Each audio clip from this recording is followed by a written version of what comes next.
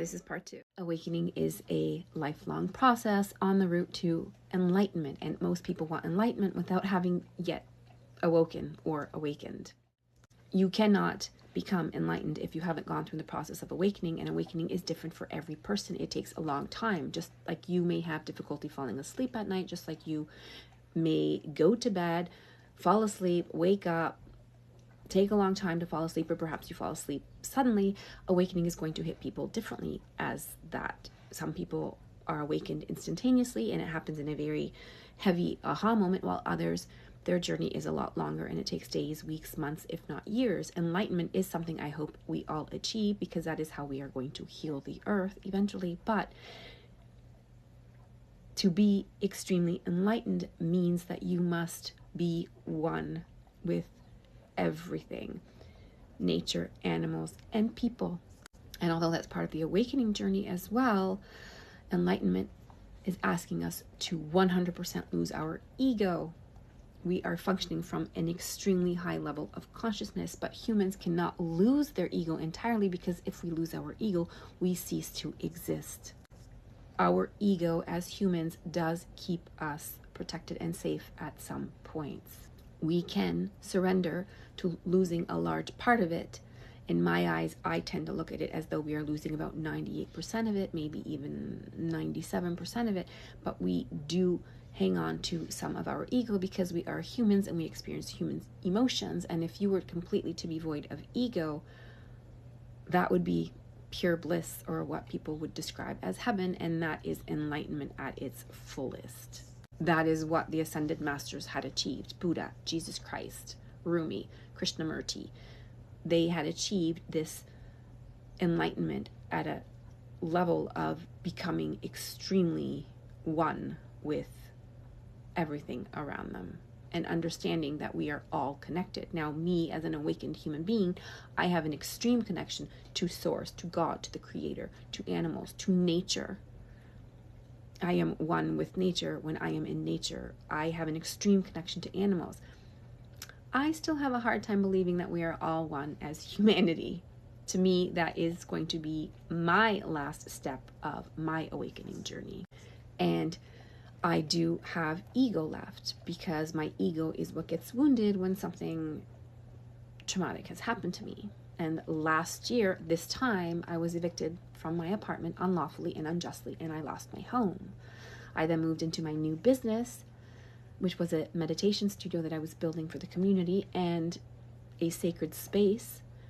And I lost that as well, because I had an instability of housing, and I was trying to navigate a new business, a home, taking care of my dog, and trying to find a way to eat and shower in a space that had no facilities for that. My ego got really upset. I was devastated. And so God, Source, removed all that from me and threw me into my car with my dog, where I lived in my car in the woods and in nature for almost 6 months. And that to me was a gift. And once that happened, let me tell you, it's been really hard to be back in society, knowing that that is where I feel most at peace, because that is where I feel there is truth. Some people look at nature as an accessory, as a type of accessory that just beautifies our earth. No, nature is wisdom. Nature is life. Nature is the truth. Nature is the truth of life cycles. So it is in nature where I feel most connected. I feel most connected to nature and to animals in nature and to animals in general, even to insects. I do not fear a spider. I do not fear ants. I will even sit and observe a tick, even though they kind of gross me out, but I understand their connection to the greater world. Humans, on the other hand, are very complex, and although I can understand a majority of connection of humans, I am still finding a difficult time having to understand how all of humanity is one, considering there are such darker forces and energies at play. And even though that reveals a type of shadow that I may have to work on, a mirror to myself, it does not mean to say I'm at the point or understanding yet of how we are all connected, except for the idea that we are all made of the same matter as the universe. And this may sound completely crazy to people, but we are literally made of the same things that stars are made of. There are starseed families, there are literally content creators that have dedicated their entire content creation to revealing the starseed families, what happens in the cosmos, where we come from, and we are matter. But again, matter is what? I just spoke about this in my other video, and this is really coming strong to me today. Matter is energy moving. It is a swirling cloud of energy interacting with our senses. Matter is energy. It's mostly energy patterns. So we ourselves are made up of matter, which is energy. We are made up of energy. Therefore, we are one with the universe and nature and animals. And if this is what is intended to be understood by we are all one and we are all connected, then I can get behind that.